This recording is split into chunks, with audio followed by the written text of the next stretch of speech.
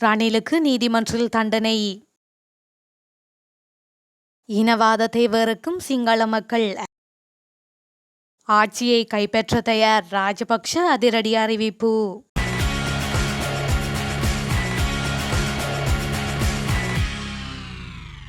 இலங்கை வாழ் சிங்கள மக்கள் முரண்பாடுகளை எதிர்ப்பதாகவும் இனவாதத்தை வெறுப்பதாகவும் நீதியமைச்சர் விஜயதாச ராஜபக்ஷ தெரிவித்துள்ளார்.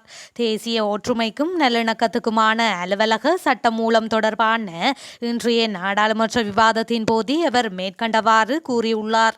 இதுகுறித்து அவர் தெரிவித்ததாவது: இலங்கையில் தேசிய ஒற்றுமையை கட்டியெழுப்ப முயற்சிகள் மேற்கொள்ளப்படும் போது அதனை இல்லாமல் செய்வதற்கு பல சதித்திட்டங்கள் தீட்டப்படுகின்றன. சிலர் இனவாதத்தை தூண்ட முயற்சிக்கின்றனர். அவர்கள் இனவாதம் என்னும் விடயத்தை பிராணவாயுவாக கருதுகின்றார்கள். அது இன்றி அவர்களால் வாழ முடியாது. தற்போதுள்ள அரசியல் கட்சிகளும் ஜனநாயகத்தை அடிப்படையாக கொண்டு அமைக்கப்பட்டவை அல்ல. அவை இனவாதத்தை அடிப்படையாக கொண்டு அமைக்கப்பட்டவை. பெயரில் கூட தற்பொழுது அரசியல் கட்சிகள் இனவாதத்தை தூண்ட முயற்சிக்கின்றது.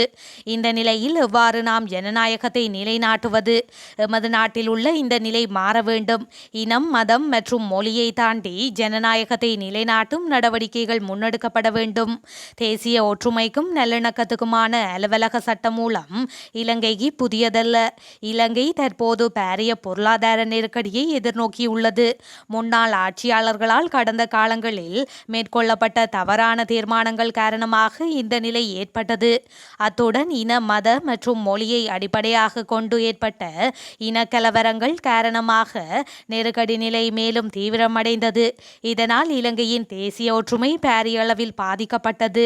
இந்த பின்னணியில் தற்போது இலங்கைக்கு தேசிய ஒற்றுமை என்பது இன்றியமையாத ஒன்றாகும்.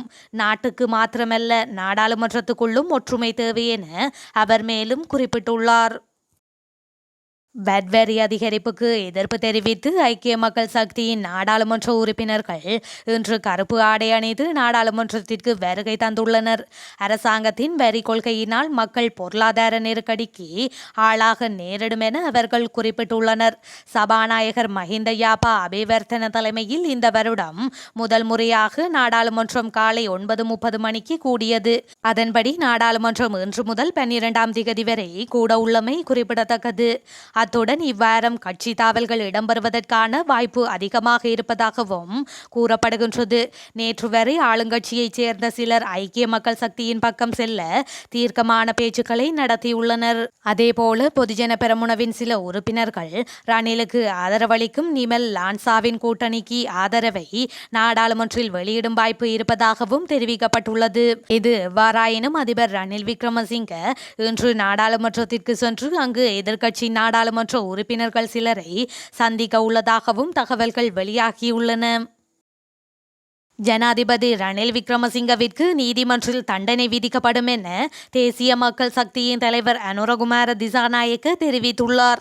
கடந்த காலத்தில் ஆட்சி செய்த பலர் ஊழல் மோசடிகளில் ஈடுபட்ட குற்றவாளிகள் என்ற அடிப்படையில் ஜனாதிபதியும் சிறையில் இருக்க வேண்டியவர் என உயர்நீதிமன்றம் தெரிவித்துள்ளதாக அவர் சுட்டிக்காட்டியுள்ளார்.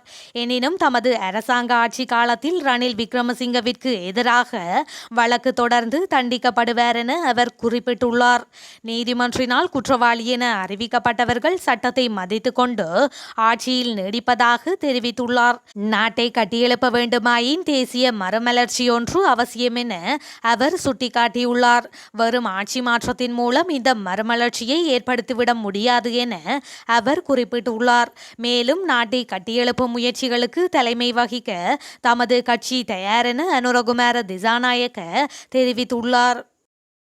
நாமல் ராஜபக்ஷ மாத்திரமல்ல, ஸ்ரீலங்கா பொதுஜன பெரமுனவும் கட்சியை கட்டியெழுப்பும் சவாலையும் நாட்டை பாதுகாக்கும் சவாலையும் ஏற்றுக்கொள்ள தயாரென நாடாளுமன்ற உறுப்பினர் நாமல் ராஜபக்ஷ தெரிவித்துள்ளார். ஸ்ரீலங்கா பொதுஜன பெரமுனவின் தலைமையகத்தில் ஊடகங்களுக்கு கருத்து தெரிவிக்கும் போதே அவர் மேற்கண்டவாறு தெரிவித்துள்ளார். அந்த சவாலை எப்படி சமாளிப்பது என்பது குறித்து நீண்ட கலந்துரையாடல் நடத்தப்படும் என்று அவர் குறிப்பிட்டார். இளம் அரசியல் தலைவருக்கு முதிர்ச்சியடைய இதுவே சிறந்த சந்தர்ப்பம் எனவும் அவர் குறிப்பிட்டுள்ளார். ஸ்ரீலங்கா பொதுஜன பெரமுன என்ற வகையில் இந்த தேர்தலுக்கும் நாம் தயார் எனவும் அவர் மேலும் தெரிவித்துள்ளார். ஸ்ரீலங்கா பொதுஜன பெரமுனவை பலமான அரசியல் சக்தியாக பலப்படுத்தும் வேலை திட்டம் தற்போது நடைமுறைப்படுத்தப்பட்டு வருவதாகவும் அவர் குறிப்பிட்டுள்ளார். ஸ்ரீலங்கா பொதுஜன பெரமுனவிலிருந்து எவரும் வெளியேறவில்லை. ஆனால் எங்களுடன் கூட்டணியில் இருந்த சில அரசியல் கட்சிகள் தங்கள் சொந்த நலனுக்காக கூட்டணியை மாற்றிக்கொண்டன. அதிபர் ரணில் விக்ரமசிங்க நல்லாட்சி அரசாங்கத்தை பொறுப்பேற்ற போது 2020 ஆண்டளவில் நாடு கடனிலிருந்து விடுபடும் என்று கூறிய அவர் இன்றும் கடனை மறுசீரமைத்து வருகின்றார். மீண்டும் ஆட்சிக்கு வந்தது நல்லாட்சி அரசாங்கத்திடமிருந்து பெறப்பட்ட கடன் மறுசீரமைப்பு செய்யப்படுகின்றது. கட்சியை வலுப்படுத்த இதுவே சிறந்த தருணம்.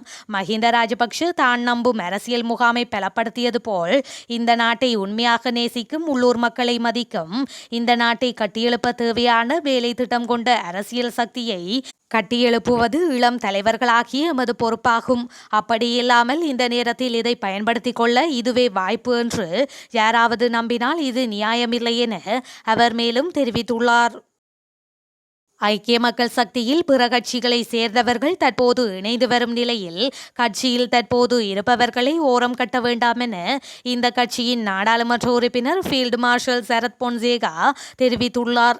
இது தொடர்பில் அவர் மேலும் தெரிவிக்கையில் புதியவர்களுக்கு இடமளிக்கும் போது 2020 நாடாளுமன்றத்திற்கு தெரிவு செய்யப்பட்ட ஐக்கிய மக்கள் சக்தியின் தற்போதைய உறுப்பினர்கள் பாதிக்கப்படக்கூடாது என அவர் ஊடகவியலாளர்களிடம் தெரிவித்துள்ளார். கட்சி மாறி வந்த கட்சியின் ஆதரவாளர்களுடன் இணைந்து பணியாற்ற வேண்டும். கட்சி தலைவரை காட்டிலும் கட்சியின் சாதாரண உறுப்பினர்களுடன் பழக வேண்டும் என்பதால் இது அவசியம் என்று அவர் மேலும் குறிப்பிட்டார். ஸ்ரீலங்கா சுதந்திர கட்சியின் முன்னாள் உறுப்பினர்களான ஷான் விஜயலால் டி சில்வா மற்றும் தயாஸ்ரீ திசேரா ஆகியோர் அண்மையில் ஐக்கிய மக்கள் சக்தியுடன் இணைந்து கொண்டமை குறிப்பிடத்தக்கது.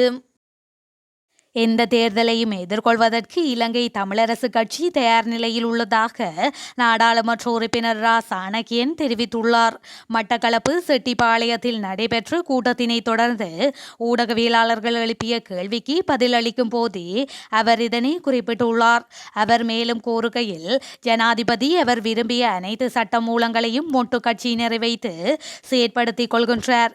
இந்த வகையில் தமிழ் மக்களினுடைய அரசியல் தீர்வு விடயத்திலும் அரசியலமைப்பில் செய்ய வேண்டிய திருத்தங்களையும் அவர் கடந்த காலங்களில் செய்திருக்கலாம். அவை ஒன்றையும் செய்யாமல் மீண்டும் ஜனாதிபதியாக வந்து 2 வருடத்தில் தீர்வுகளை பெற்றுத்தருவதாக கூறுவதை பொறுத்திருந்துதான் பார்க்க வேண்டும். அத்துடன் ஜனாதிபதி தேர்தல் முதலில் நடத்தப்படுமா அல்லது நாடாளுமன்ற தேர்தல் முதலில் நடத்தப்படுமா என்பது ஜனாதிபதிக்கு மட்டுமே தெரியும். எந்த தேர்தல் முதலில் நடைபெற்றாலும் அதை எதிர்கொள்வதற்கு இலங்கை தமிழரசு கட்சி தயார் நிலையில் உள்ளது என அவர் மேலும் தெரிவித்துள்ளார்.